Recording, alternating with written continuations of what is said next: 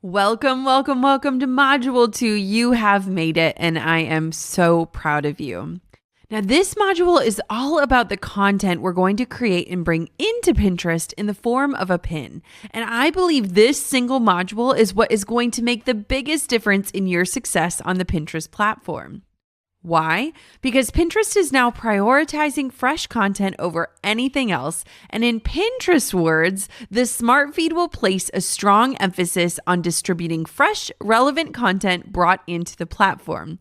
So today we're going to talk all about the idea of content creation and get your game plan ready for you to be set up for success and get your pins into that smart feed in order to attract a fresh new audience and drive traffic to your site.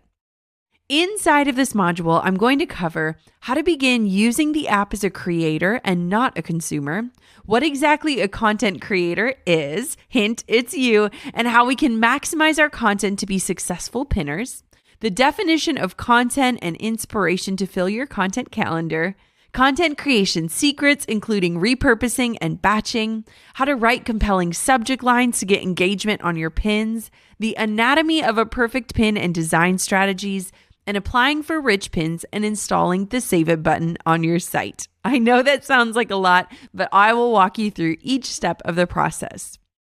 Keeping our client avatar from the last module in mind, what kinds of things can you create that this person would be interested in? What problems can you solve for them through your own content or in pinning valuable content from others that is aligned with your brand? It can be easy to get distracted in Pinterest with all of the beautiful and inspiring content that lives on that site. But when you're pinning on your business page, I want for you to ask yourself these 3 questions before adding a pin. First, who is this pin serving? My interests or my future clients? Next, will my ideal audience find this content valuable or interesting? And lastly, does this pin add value to the products or services that I offer inside of my own business? If a pin doesn't fit any of that criteria, then maybe it's smart to save it for your personal account. Now, let's think through this scenario. We want to make sure we're not just pinning everything that we find interesting, but rather become known for a few key areas that relate to the products or services we offer in our business. Why is this important? Think through this scenario. Someone clicks through to your profile because of a new recipe you just pinned for dinner. But when they click and check out your page, they find your business has nothing to do with food, nutrition, or meal planning. They'll likely click away and find someone whose sole focus is in the topics they were searching for and are interested in. We want our pins to match our products or service offerings so that when someone clicks through for one of our pins, they'll stick around and check out more of our site and ideally take action like subscribe to our email list or follow us on social media, where we can continue to build a relationship with them and ultimately convert them into a paying client. Our goal in using Pinterest for our business is not just to drive traffic, but to make sure we're attracting the right audience to our site so that they become engaged fans of our content and be converted for a sale. So let's talk about content. Now, I started off this module by saying that Pinterest prioritizes fresh content, but what exactly is fresh content? Fresh content can look like new links brought into the platform. It's also important to note that new images also count as fresh pins, and these can still link to the same resource we used before in a past pin. As long as the image or the graphic is new, it will count as fresh content and be given priority in the smart feed. This means that repinning and repurposing the same exact pins across multiple boards like we used to do on Pinterest is no longer needed or necessary. Pinterest still wants us to pin a pin to all relevant boards on our account, but it would be better to create a new graphic for the pin for each board versus pinning the same exact pin scheduled out on multiple boards.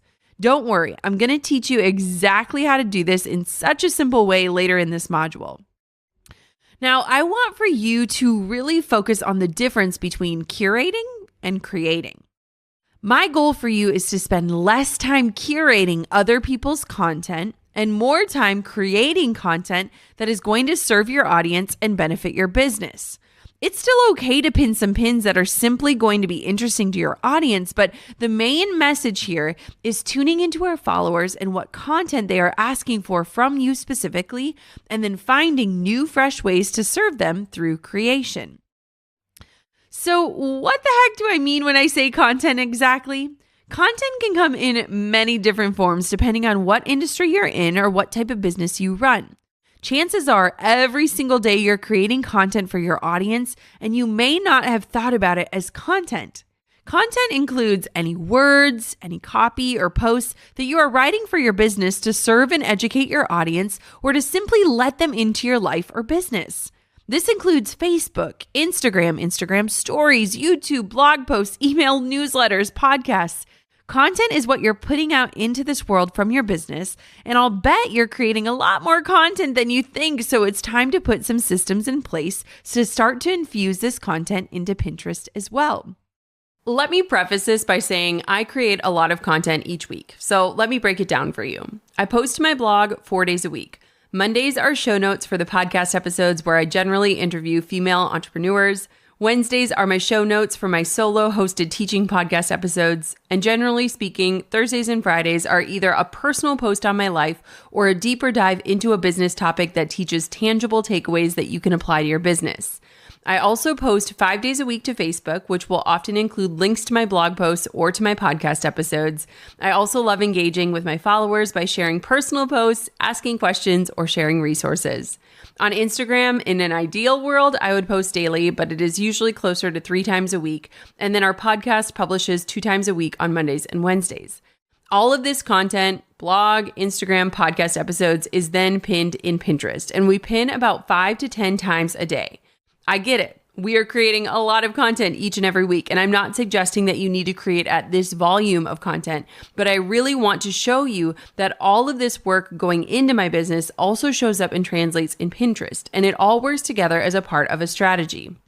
So, how often should you be pinning?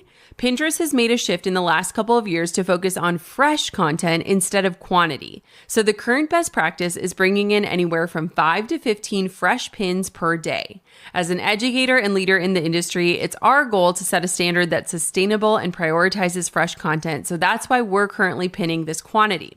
We have many students that bring in 1 to 2 fresh pins a day that are driving massive results and profits from the platform. So if you are just starting out, that is the goal I have for you. 1 fresh new pin a day.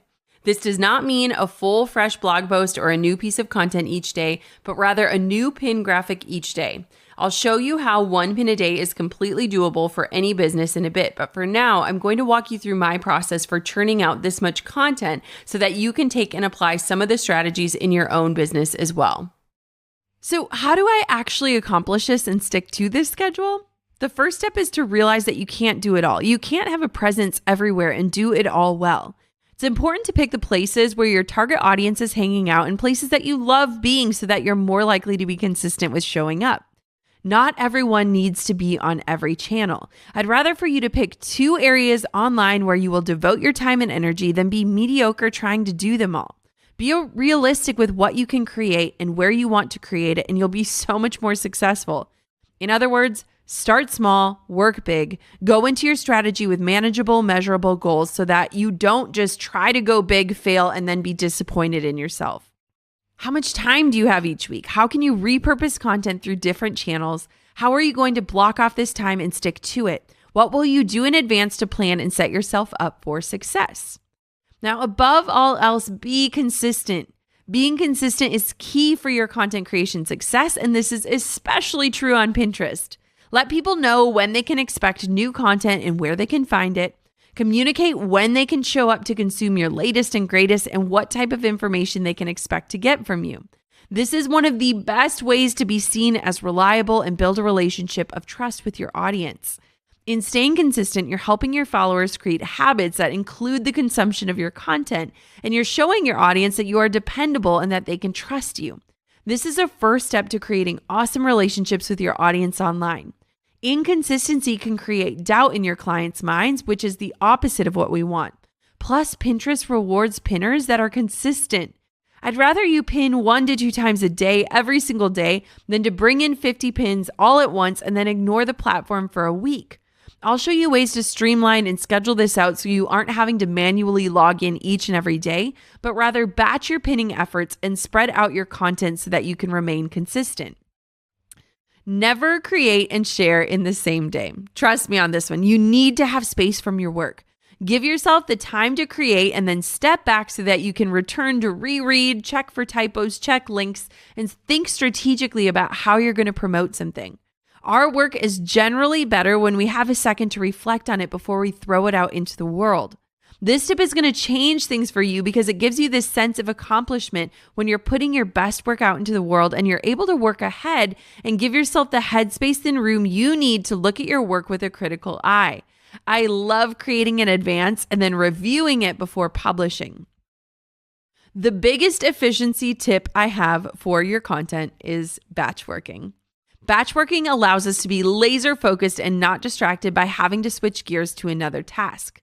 Do you ever feel like your brain has a million tabs open? It's because you're not focusing on one task from start to finish. Here's the thing, you're going to be so much more successful if you're doing one task at a time. As much as we think we're multitaskers, it really affects the quality and efficiency of our work. If you're focused and zoned in, the content is going to flow easier and you're going to be spending your time doing your best work in a much quicker way. What would it look like if you blocked off a chunk of time and were able to really dive deep into creating specific content for one platform? How many blog posts could you write in a couple hours if you didn't have the stress of hitting publish that day and the distractions of millions of tabs open, emails popping in, and social media notifications? Here's how to get started with batch working. I want to share some tips that will get you started using my favorite strategy. And they might seem very oversimplified, but these small tips will make a huge difference in your success with batching your work. 1, schedule the work on your calendar and keep it as if it were an appointment with someone else. Don't just make a to-do list, map out the time it will take to accomplish each task. The important work and promises you make to yourself deserve a spot on your calendar. Next, remove all distractions. Don't trust yourself to ignore that inbox or social media. I literally remove these things as an option. Close out of other tabs and put your phone on Do Not Disturb or leave it in another room so that you aren't habitually checking it. Next, when I batch work, it can be really long hours, so I can accomplish a lot at once. Think ahead, have water, snacks on hand, anything else you're going to need to fuel yourself for an extended period of time. And lastly, give yourself a reward to look forward to when it's all done, whether it's unwinding with your favorite TV show and a glass of wine or a date night. Make sure there's something at the end of the tunnel that will make all of your hard work worth it. Another strategy I use when it comes to content creation is looking at the big picture before I map out my plan. What is the big picture thing that you're working on each week, month, or quarter? What is the direction you're heading that you could build up to with your content creation for promotions or launches so that when you're in the thick of your busy time, you're not worrying about what type of posts or blogs you need to be writing because they'll already be done. If you know what these dates are going to be, you can create the supporting content in advance and batch them so that you're freed up to focus on your launch or promotion instead of worrying about your blog or social media posts. Now it's time to create your master content calendar. If you know what your year at a glance will look like, what if you could draft up what your next quarter of posts will look like?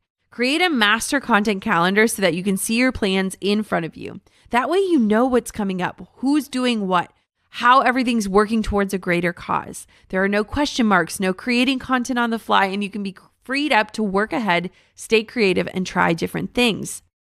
When you think about planning out your content, you want to focus on strategic creation, not just creating for the sake of creating. Each piece of content you create should serve a purpose or serve someone. When you can take a step back and see where you're headed, it's a lot easier to create the supporting pieces of content that will get you closer to that bigger goal that you have in mind. Remember, don't just stop at creation. Promote it, share it, get the word out about it. You want to generate traffic and buzz. So often we spend 90% of our time creating and 10% of our time promoting. We want to flip that and focus on promoting more than creating. So what is your plan? Now that you have all of that in the background, let's create that content calendar and schedule out your batch working dates. If you're worried about staring at a blinking cursor, don't worry, I've got you covered. Included in the download section of this module is a PDF titled Content Creation Inspiration, and it has over 75 ideas to get you started, including some fill-in-the-blank titles to help inspire your content. We pump out a ton of content on Team JK, and along the way, we've learned all the tips and tricks for maximizing this content. So let's jump into the lessons so that you can apply them on your own business too. Tip number 1, get back to basics for the content you create. A little pep talk here.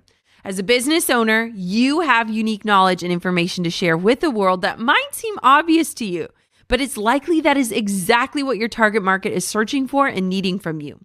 One reason I think people get overwhelmed at the thought of how much content they need to create is because they build up the idea in their heads that a piece of content needs to be so elaborate and detailed and often complicated. Did you know that some of my best performing posts are the ones that were very beginner how-to type posts? It's entirely possible that the idea you have for a piece of content needs to start a few step backs, that you'll be able to get multiple posts out of one idea. The lesson here, don't be afraid to make your content basic. This often performs the best because there are so many people searching for those first step type topics, and you are then attracting them to your business at the beginning of their journey, allowing you to grow with them and continue to provide valuable information along their way. Tip number 2, remember, Pinterest is a place people go to be inspired.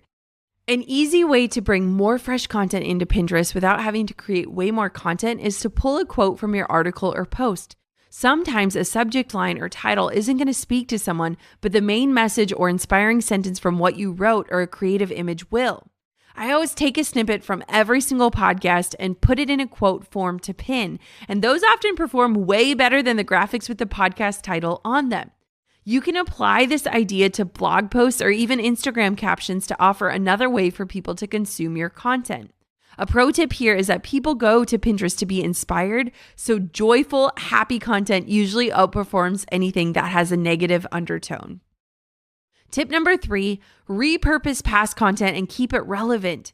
If you've been in business for longer than a year, odds are that there are some out-to-date pieces of content and resources on your website. Happens to every single business, and if you don't intentionally go in and evaluate past content, it'll just create a mess of mixed messages and outdated offers. Why is this important for your Pinterest strategy? Here's the deal.